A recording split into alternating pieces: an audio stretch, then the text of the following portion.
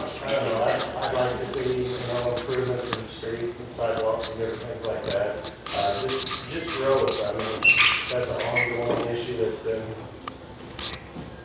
dealt with over the years. She said we had some long-term overnight stuff, and helping the Willow Springs grow is really all. I always say business development. That's always a big thing, but also keeping our utilities affordable. That's an issue. We're still coming off of our big freeze last year in the Willow taxpayer. One of the biggest things that I would think about is the extent that the town and the community is expanding. I believe that the community is expanding at a lot faster rate than what's realized, and I think that there needs, to have someone in there that can help, try to bring the community together and get ideas from everyone in the community as to, how, as a community, we want to grow and take on all this other, the stuff that's coming into town, because I feel like it's at the rate that it's growing, if the town doesn't adapt to that it's just it's going to reach a precipice and it's all going to kind of fall in on itself. Not that that's, necessarily going against the community, but it's going to go against the prosperity of the community in the future, I guess I feel. And I think that's one of my biggest concerns, as well as the infrastructure of the town, the infrastructure of the buildings on Main Street, the condition of some of the roads in certain parts of town that need to be addressed and stuff like that. So that's my biggest, I guess, qualm and issue that I kind of want to try to help out with the community, is making sure the infrastructure in the community is ready for the expansion that is coming, whether the community is ready for it or not. Okay, and the next question is, what would you like to accomplish if you're elected? I think it's ongoing growth. New business is always great, and just maintaining what we have and improving on what we've already Again, business development will always be at the forefront for me. Again, keeping utilities affordable. Also, not immune to some of the things happening with businesses as far as staying abreast of regulatory changes and all of that kind of thing, but also with the great resignation of the workforce, following the pandemic, and trying to keep quality people in positions throughout the city. I agree with all of that, and I also I believe that the bringing the business aspect to it, as well as a personal home style kind of idea with it too, because I know I get asked at the restaurant all the time. There's what is there to do around here, and I mean there's lots of little things that a lot of people don't know about, but I know that stuff that it's common knowledge. Bring stuff to the community that is family orientated, other than just like the swimming pool and stuff like that. Other little events and even community organized events like block parties and things like that, just to kind of bring everyone together and just kind of show kind of community appreciation, as well as for everyone else that's kind of coming down. I guess my goal is to have the surrounding communities look to us as kind of a inspiration for growth and stuff like that as well. So, floor is open to questions. So if anyone has one and you'd like to raise your hand or stand and ask. I'm Dan from Ozark Radio. I was actually just curious, do any of you in particular have any good ideas for cultivating the growth of Willow Springs? Like just something specific, or is there anything in mind? My idea and approach to it is, I guess, basically on gathering input from community members and people who are passing through the community. I guess that's I don't have any particular, as far as myself, owning the restaurant stuff in town, and I'm getting ready to move locations on Main Street, and I guess my goal is to kind of try to set up some community events like block parties and just fun things for family gatherings and stuff to bring people in and gather ideas. I think that's the most important thing, is because it's not, I'm not doing this, I'm not running for this alderman position for my own benefit. I'm trying, I'm going with the aspect is that I want to, it's an open forum for me already having the restaurant to have that forum for people to come to me and address stuff with me, but also to be able to let those people who have those know that I'm trying to do what I can to provide for everybody, to bring things to help benefit the community. As far as development, I mean, we need to maintain our downtown. That's always a challenge for those who own the buildings downtown to keep up with the historic aspect, and just upkeep on an old building is very difficult. We obviously have a few issues that need addressed. We want to keep business downtown, but we are obviously developing at the South Junction as well. I think we need to capitalize on that as much as we can, because that's, a lot of truck stop. We draw a lot of people off the highway. It would be great to be able to bring those people to downtown as well. So we really have to work at both sides of it as far as I'm concerned. I agree. The business development and the new restaurant location is exciting for Willow Springs. Things like that need to involve, and actually, we don't have a lot of stuff for youth. And he's talking about block parties and different things like that. Keeping the youth here. I mean, that's part of our growth. There's going to be jobs available for the youth who want to stay or come back. Such, they need 30 years to come back, but it's a great community, and it's great people. There's a lot of stuff going on, and there's a lot of stuff that can be developed. It's just have to have input from the community and go forward. Thank you. Any other questions for our candidates? What are your thoughts on the building at the corner of the southeast corner of Main and Center Street, the Team Cutter building, the one with the scaffolding around it? What do you think? What are you thinking about that building? Well, from what I heard about it, the majority of the issue was structural damage that was going to be upwards of right around the $300,000 range. And I know that I went to, I don't think it was the last city council meeting, the one before, and I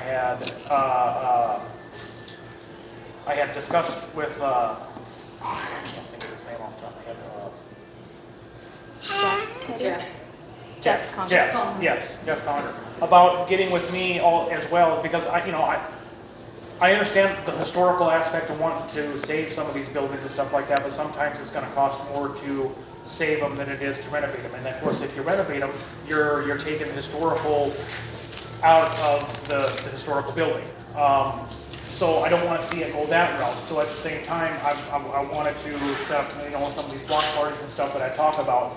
I wanted him to get with me, and I opened that because I want to see it be able to be accomplished. That it's a great building. I hate seeing it empty. I hate seeing a lot of these buildings sit empty.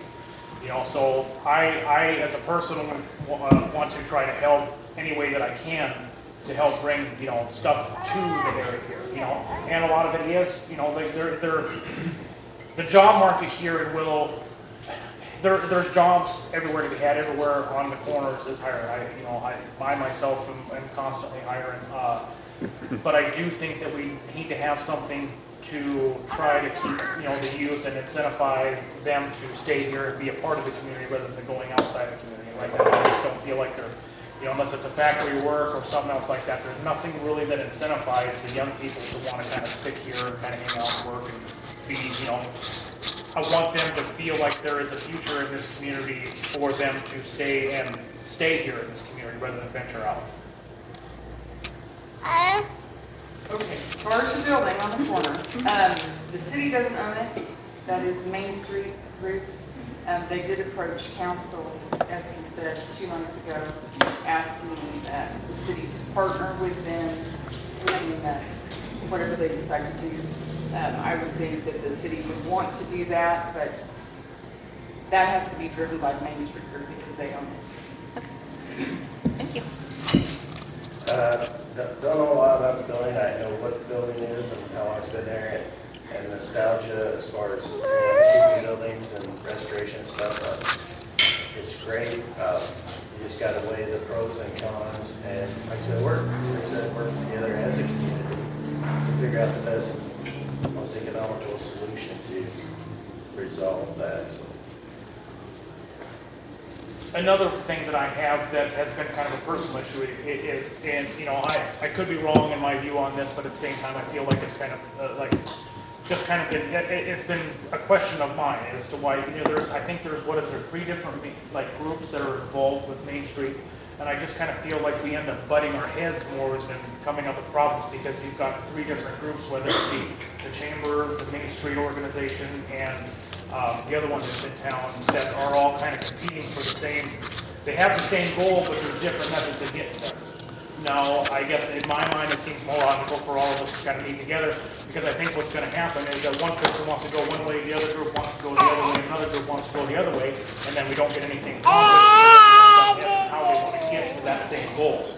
So I think it's good for everyone to try to bring that together, so that, you know, instead of having 3 different groups going towards the same, you know, different goals, it means it's getting there, to have one concise way for the community to bring together, where it eliminates that kind of back and forth battle of, well, I want this done and I want this done. You know, I believe it would tie the community more to get more of a response from the community than have the. You tend to have 3 different groups because people aren't getting along, and they don't have the same ideas for the city. Well, I think that's what kind of shuts it down. And I just wanted to say, on that old building, none of the buildings in town are on a historic society, so you could actually tear that building down and replicate it and come out half the price, and you'd still have the same building. Same. After about 3 years, no one would even know it was rebuilt. Well, there's pros and cons to going into that aspect, you know. Yeah. But yeah, like 500,000 versus 1.3 million. You know, there's a big difference. So I know the building was sore subject, so let's move on to our next question. So before we get into a really heated discussion, so does anybody else have a question related to the city council? Still have one more. If you guys are elected into office, if you manage to succeed in what you're pursuing right now, are there any particular organizations, local organizations, you guys planning on working closely with in order to attain specific improvements or goals that you have? I personally wouldn't mind working with any one of the groups that are in the community, as long as we can kind of have it. I want it to be a community ideal goal rather than the group's goal. Because I think that when you're involved with just the group and you're not necessarily, I haven't had much interaction with a lot of the groups. I've had some interaction with some of them, but I guess I just never really felt that there was any outside influence, not as much outside influence coming into those groups and ideas as what I feel like I've received from just people that come to my restaurant.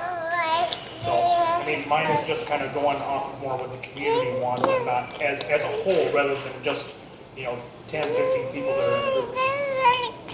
And I'm not saying that, I'm not trying to mock any of the groups that are out there. If they're, you know, I'm not saying you're not getting any of their ideas from outside sources. I guess I just feel, maybe it's one of those things where, like, when you have kids, one kid will come to you with one complaint, and the other one come with the same one, but in a different manner, you know. So I guess that's kind of the way that I've kind of seen it. I mean, the city has historically worked with lots of different organizations in the community, and I would expect for that to continue. They get a stipend each year to the YMCA to support those youth programs. They gave the Chamber a stipend this year to help because of all the things that the Chamber has been trying to do. Try to support the Main Street organization when they have events and stuff downtown. So I mean, I would expect that kind of thing to continue.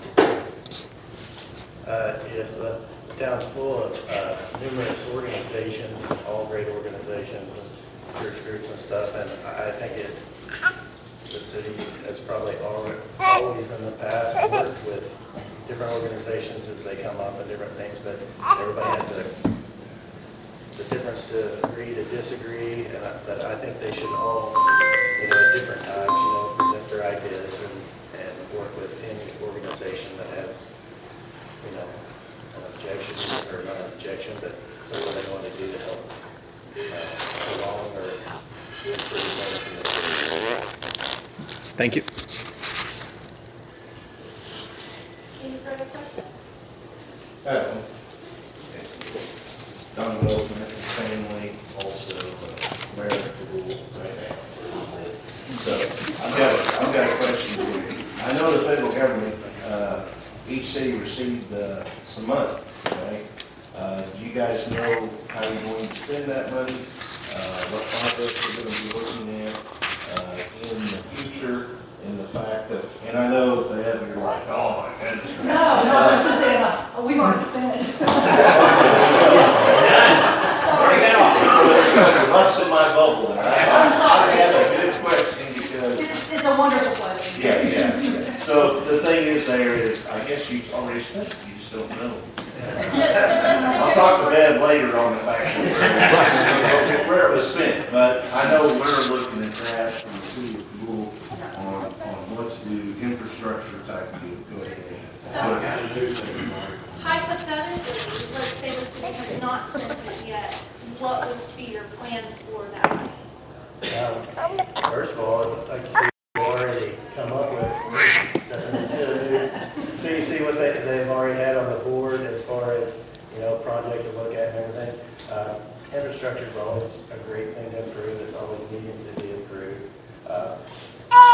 City departments which all adds to the total look or, I guess, beautification of Willow Springs, just upkeep. I want people to come in, but there would be numerous things, but I would see that would be a great thing for the city as a whole and for the city's.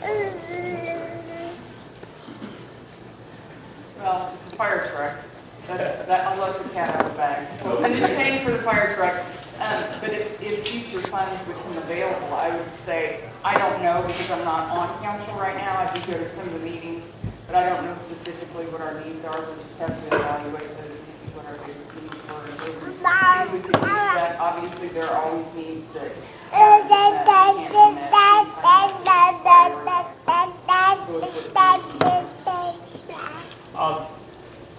If that were the case, my first priority would probably be infrastructure. I know that is an important thing for every community is infrastructure. And after that, I guess it would be a matter of, just seeing what's needed most and kind of putting in, weighing your options as to, what's got the best outcome. If you shovel some money into here, is it going to be better for the community versus shoveling money into something else that might not necessarily help the people who need it the most, whether it's the area of town or wherever it may be.